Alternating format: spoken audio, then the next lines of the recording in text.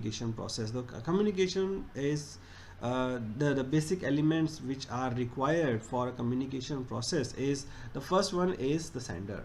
So whoever is sending the messages. Now the sender can be from any country, can be from any social economic, can be employee, can be employer.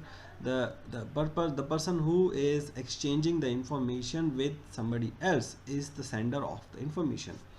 Now the sender may be sending the written communication, can be sending verbal communication, can be sending gestures.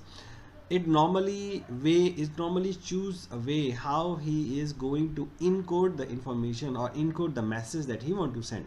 He may send it writing, he may send it verbal, he may send it in Chinese, he may send it in Burmese, he may send it in computerized language, or he may decipher it or cipher the information so that somebody else is not able to steal it.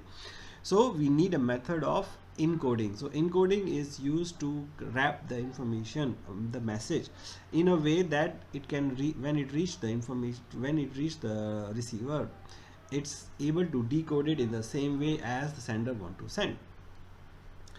So what is encoded? Encoded is the message. So whatever is the information or the message that we want to send is the third component of our communication process.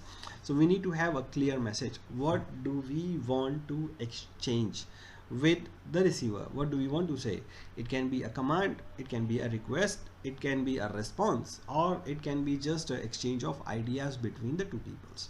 It can be written, it can be verbal, it can be, the mode of communication can be various. So that is another element of the communication process. Then that message is another element of the communication process is the receiver, who is going to receive the information. That receiver will use the similar methods which the sender is using to encode, to decode the information. So there the fifth element is the decoding. So decoding process and encoding process need to align.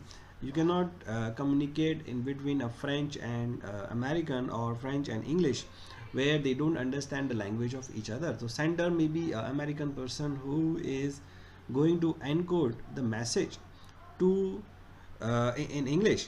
If the receiver, who is a French, does not have a system to translate or decode the information which is coming in English to the French, he will not be able to understand the language, or he will not be able to understand the message. So that is the method of communication process. And the last leg, which is normally the often is ignored, is the feedback. So every communication has to be completed with the feedback. It can be an acknowledgement, can be a response, can be just a gesture that okay, we have received the information. So feedback is very important part of communication process. Feedback can be negative, can be positive, can be acknowledged only, can be a response, or can be a clarification, can be anything, but there has to be a feedback within the to complete the communication process. So that is the basic idea of what is the meaning of communication, what are the elements of communication, and why do we communicate. So we communicate to express, we communicate to direct, we communicate to exchange the ideas. The communication is available in all facets of life, whether it's social, whether it's official, whether it's from military, whether it's in offices, whether it's a business world. So the communication is essential.